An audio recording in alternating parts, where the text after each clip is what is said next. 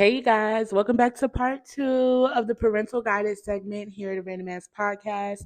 I am your host, HB, aka Kazi, aka Bina, aka Honey Blaze It, and I am so excited first of all, excited is not the word. I'm very honored to be giving some word of advice to our anonymous caller today. I'm honored that they value my input enough to even ask me my opinion on this very personal and very vulnerable situation.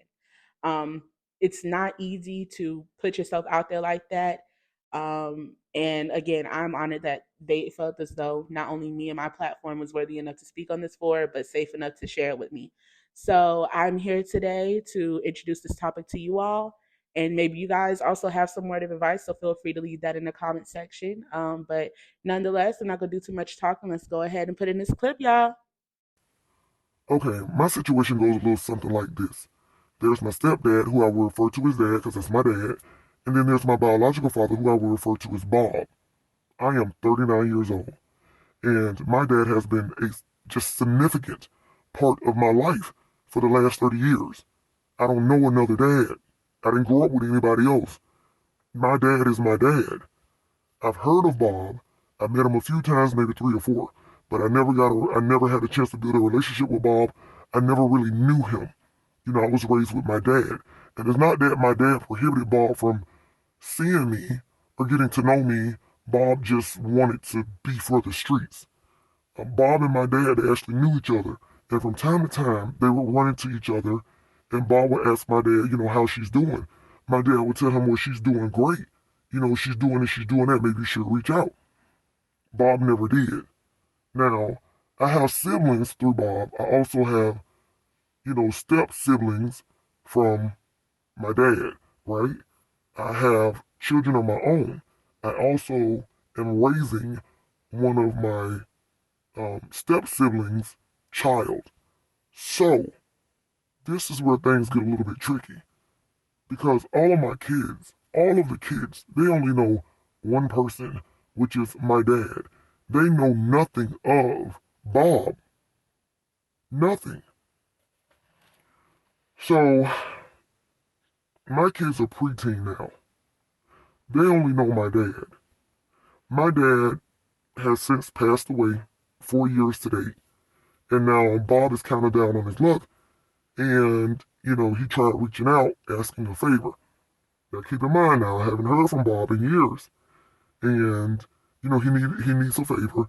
And he kind of wants to have this daughter-dad relationship. But I'm nearly 40 years old. I'm just asking what type of relationship can we possibly have, him being 72 and me being 40 years old, nearly 40. So, and then we have the kids. How do I explain to the kids who this man is? How do I explain to them who's Bob, right? They don't know Bob. And they only know my dad.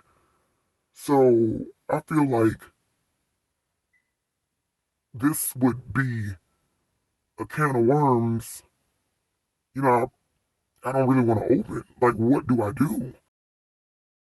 All right, so you guys heard the call, and you hear the conundrum that our listener is in right now. And first of all, my sincerest condolences in regards to your father.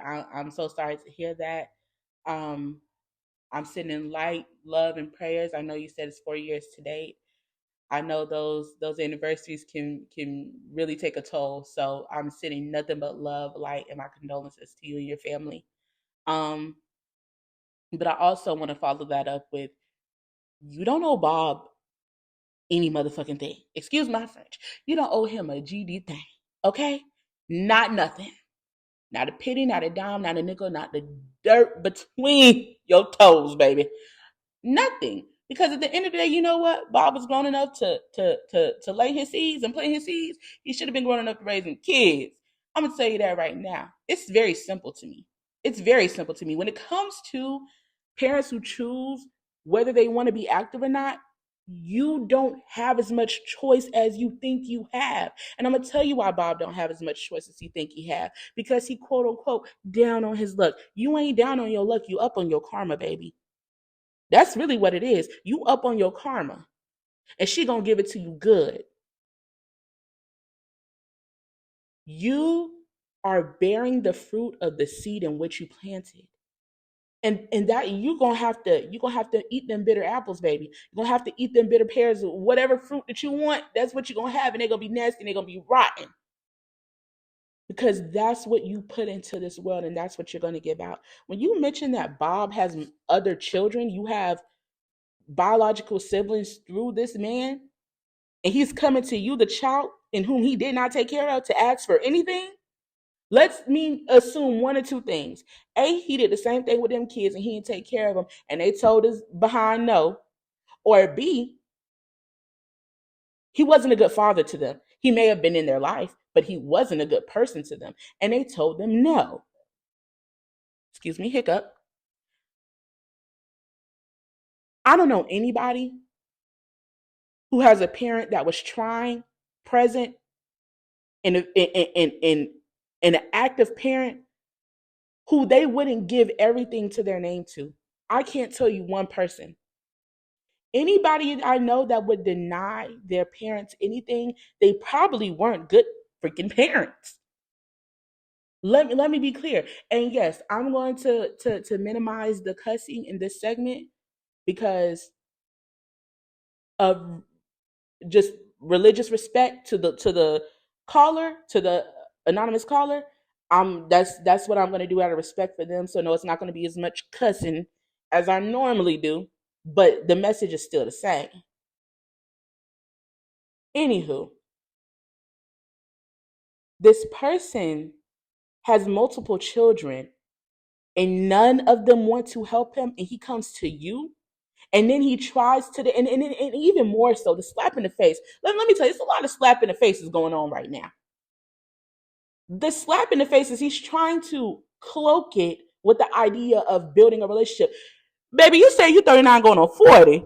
You don't have 40 years to build a relationship. And you choose when you quote unquote down on your luck. Nah, baby. Nah. No, no, no, no, no. Because what he's trying to do is manipulate you. And a lot of times, this is the thing about abusive parents. This is the thing about narcissists. This is the thing about guilty people in general. Guilty people in general. No, not even guilty people in general. Specifically, parents. Parents who have done children wrong oftentimes weaponize their position as the parental figure. A lot of times we hear this thing, especially me, as a person who has cut my mother off, and I have no problem doing it. I will literally live my life without speaking to this woman. A lot of times, the thing that I get, especially from older people, is the honor your mother, thy father, so your days will be long. They like to give that chopped biblical verse. You know, there's one thing to honor your parents. And also, and I don't want to be all over the place with this. I just feel very passionately about this topic. It's one thing to honor your parents, but it's another thing to allow abuse to occur to you. You have a father that was present in your life. Blood does not equate to family.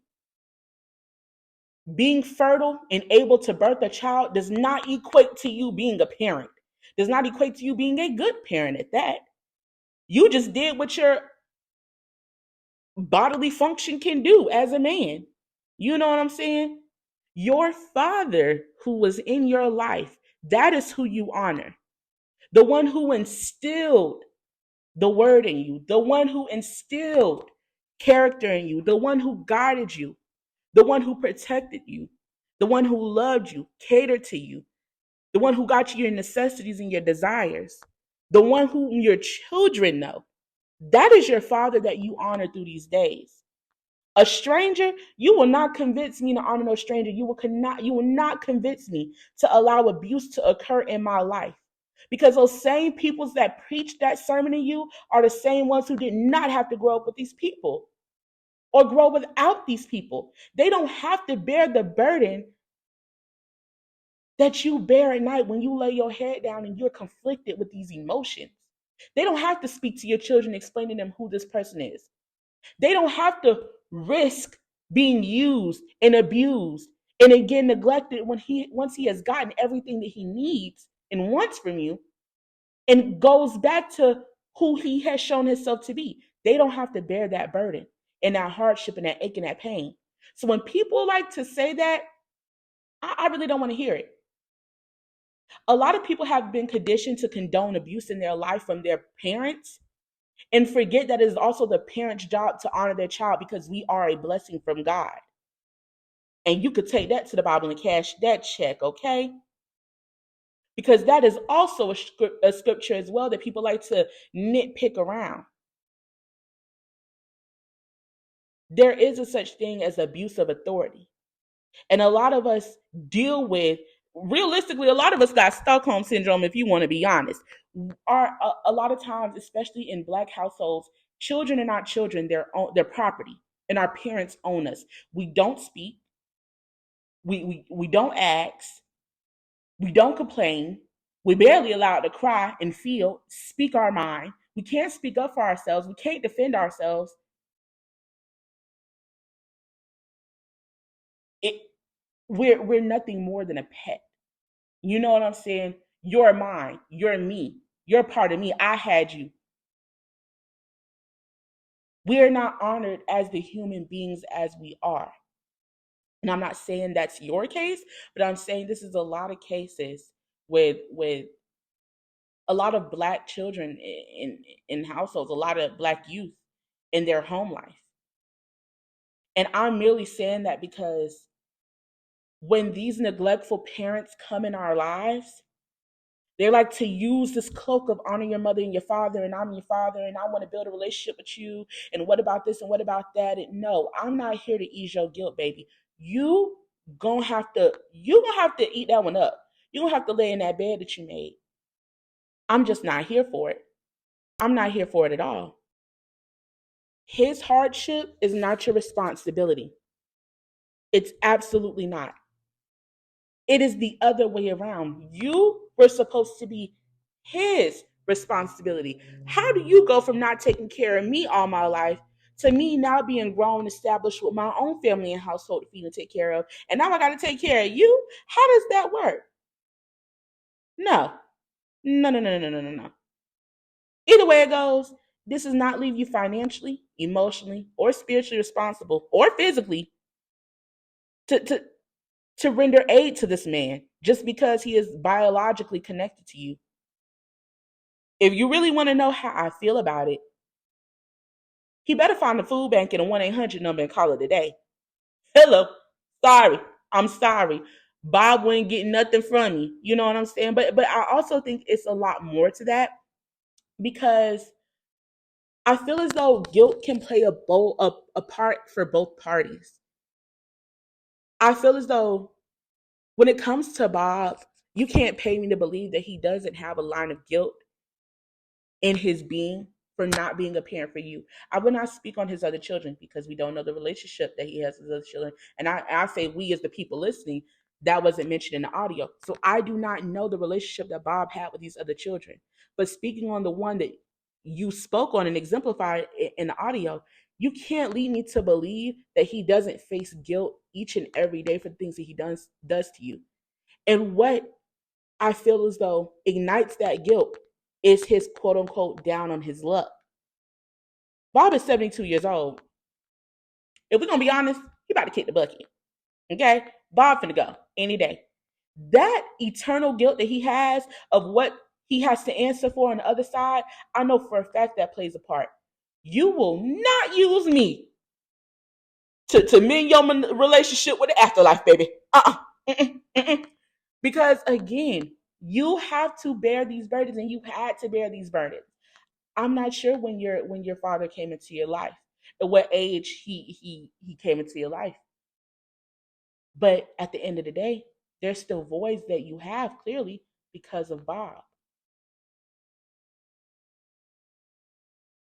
I repeat again, it is not your job to render aid. It is not your job to open yourself to be used and neglected again. Because one thing about a tiger, it does not change its stripes. It does not change its stripes.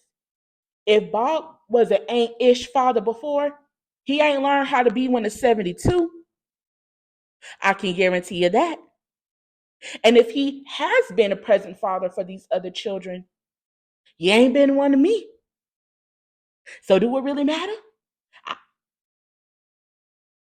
Does it really matter? I think guilt also comes in for the anonymous caller because, again, speaking from experience, oftentimes the children are the ones guilt tripped into having a relationship with the neglectful parent. We're the ones who are told we're bad people for not mm, opening access to strangers. We're told we're bad parents for, and I say we as in the collective, but you know what I'm saying. We're told we're bad parents because, well, you don't want your kid to have a relationship with their grandparent. I mean, if I was a parent, my goal is to protect my child. Why would I create access to a person that I don't even know? I don't know you. I don't know how you get down. And if you weren't there for me, what makes me think that you're going to be a good active grandparent? What makes you think you're going to be granddaddy of the year? No, your children have grandparents, your father, you know? And I just want to make this very, very evident because I don't want to minimize the presence of your father that you had. You did not go without. You didn't. Allowing Bob into your life to build a relationship, which is what he wants to cloak it as, for what? For who? Because it's not for your benefit. And it's not for your children's benefit. I understand that having kids makes it a little bit tricky because you say, you have a preteen, almost teenage daughter, and you also have custody of your siblings' children's as well from your father's side, not Bob's side, from your father's side.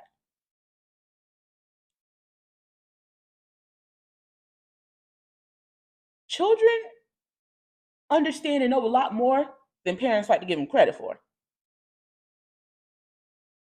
They're not dumb by far. You tell them the truth. Hey, look, this is Bob. This is who Bob is to me, and this is who Bob wasn't to me. This is what Bob would like from me. And this is why I'm willing or not willing to give this to Bob. Your job is to protect your children from heartbreak as much as you can. It's impossible to protect them from all heartbreak, but there are certain times where I'm not going to allow my child to go through this because they simply just do not deserve to go through this. They don't deserve to be let down and they don't deserve to be lied to. I'm not going to tell you to create some fluff story or give them some BS. They understand perfectly. The relationships that you foster as their parent is a clear indication of the relationships that you feel as though they should foster growing up. Hey, look, I have this man in my life who beats and abuses me. I'm going to keep them around my kid. I'm going to continue to show that this is okay to my kid. I'm going to continue to tell this person I love them. I'm going to continue to lay next to this person. I'm going to share my resources with this person. I'm going to clean up the bruises that they leave me emotionally, physically, mentally. I'm going to be okay with it. Your child is seeing nothing but this is what love is. And I'm going to imitate it to the best of my ability. Like I said in the first segment, we reap the karma of our parents a lot of times.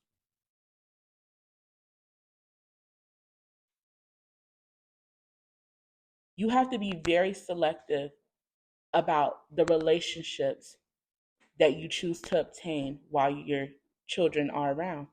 This also goes for grandparents. Would you want your child to be with anybody like Bob? With what you know of him? A man who has full access to his child but chooses not to be present? A man who bears other children in the world and is probably not present for them either? A man who uses? A man who's willing to manipulate to get what he wants? A man with nothing but audacity? Like, come on. You're concerned about how to tell your children, yes, don't lie to them. Simple. Be honest with them. Be open with them. Show them that their mother and their parental guardian is nothing more than a human just like them. Tell them the pain that you felt and what you the things that occurred to you when Bob wasn't present in your life. Talk about the amazing things that you felt when your father was in your life. Talk about the things that you learned throughout the duration of Bob not being in your life. As a young girl, I wish nothing more than my mom to be honest with me and real with me and raw with me. Because a lot of times we don't view our parents as people until it's a little too late, you know? The reason I have so much forgiveness in my heart for my father, I have forgiveness in my heart for my mother too, but I'm a little more strict on her. I'm a little more with her versus my father, which is my stepfather, as spoken about in segment one. But the reason I have so much forgiveness for him is because he always humanized himself. He always let me know this is what I'm struggling with. This is what my weaknesses are. This is what I did when I was your age, and this is where it left me. These are the lessons that I learned. You have free will to do as you wish, but just know this is what I experienced was on the other side of this coin, and it probably isn't different any now.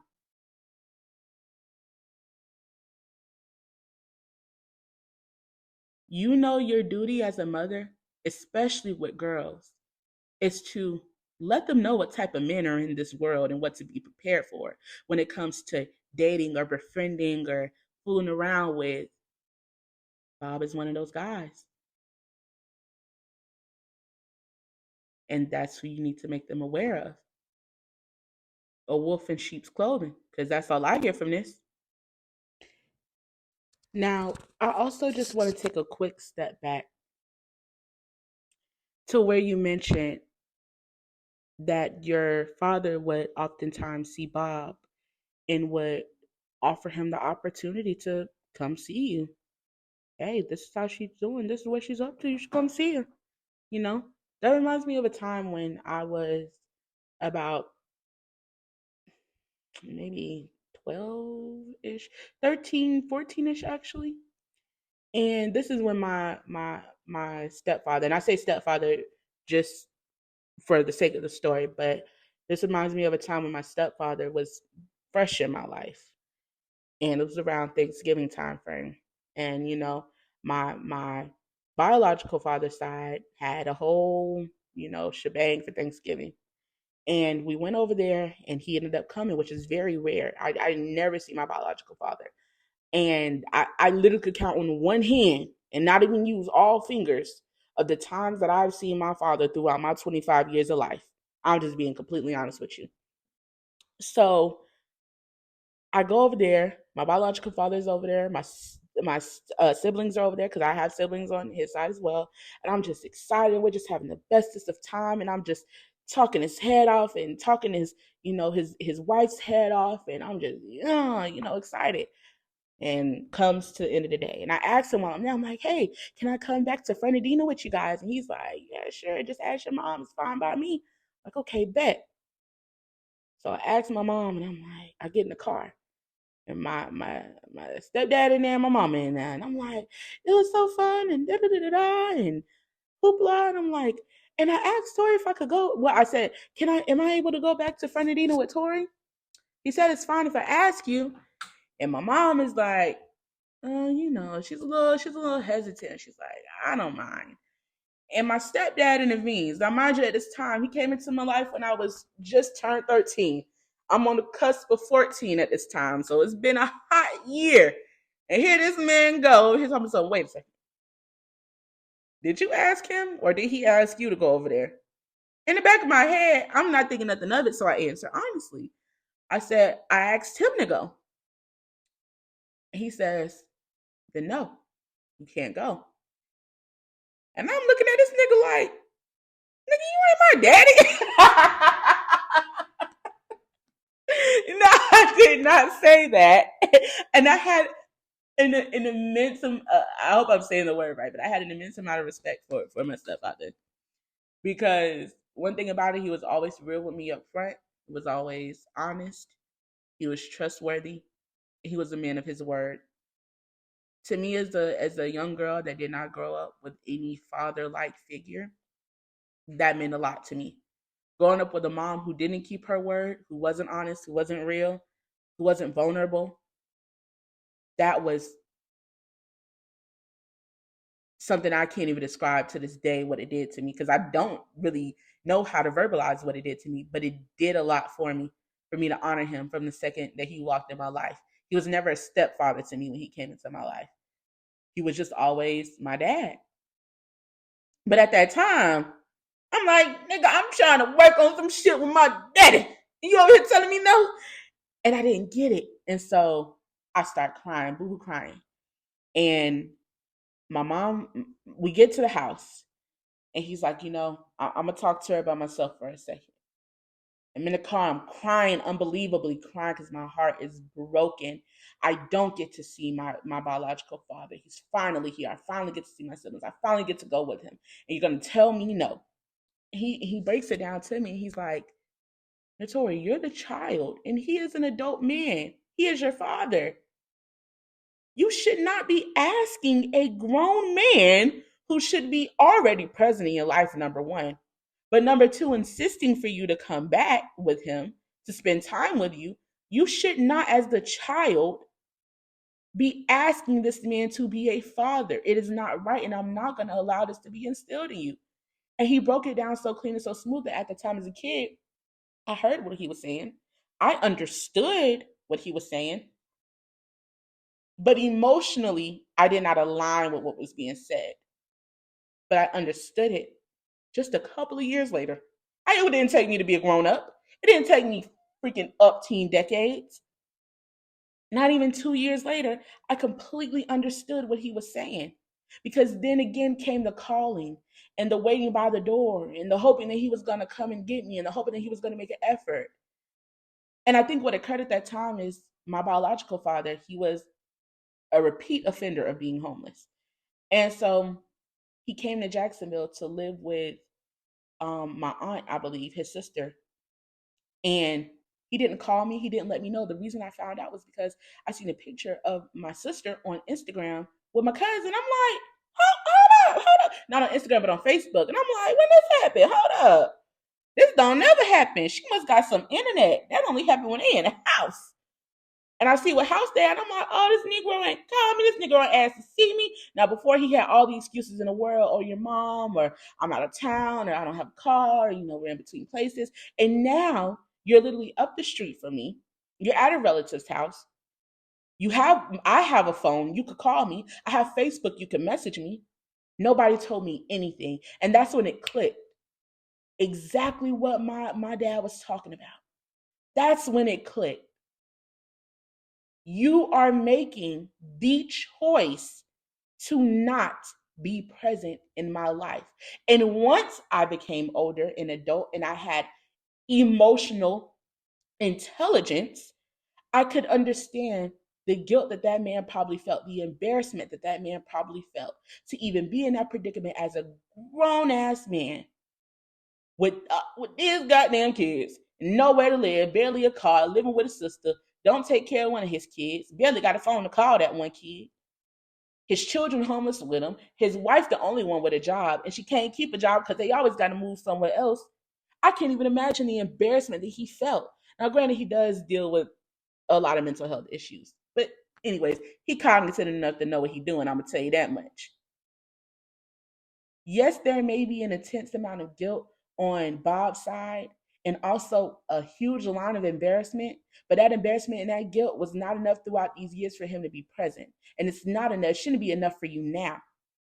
Like you said, you have to deal with what happens when you open the floodgates to allow him in your life, and you don't know what stranger you allow in your life.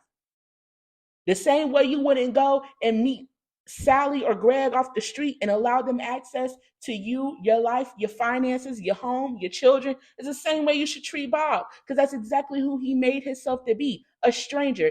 He made himself a stranger to you, not the other way around. And you said yourself, you could go the rest of your life without having a relationship with him. I think the bigger question is, why do you feel any obligation to have a relationship with Bob? My opinion, you shouldn't.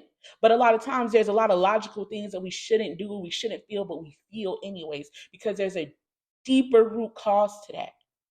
My question to you, listener, is why do you feel any responsibility or any obligation, or shoot, just any confliction about whether he should or shouldn't have access in your life? Because you know the right answer, but you still feel conflicted. And I think that deserves just a little bit more internal work and a little bit of digging. And until you find out that reason, and you come to that conclusion, I don't think you should allow Bob access to your life, because that will do nothing more but install more confusion and disarray within you. Like I said, be honest with your children and let them know who Bob is to you and who he wasn't to you. Let them know, hey, look, your grandfather was a great grandfather. He was a wonderful father. Give him the praise and the flowers that he truly deserves. You're not wrong for protecting your peace. You're not wrong for protecting what you work hard to earn and build for yourself and your family.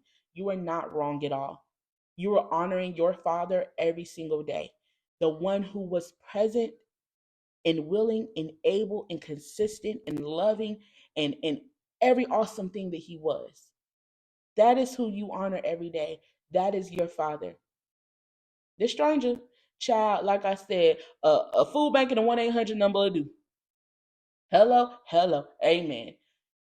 So, with that being said, I thank you all for tuning into another segment of a Random Ass Podcast. Listener, I hope I was able to help at all.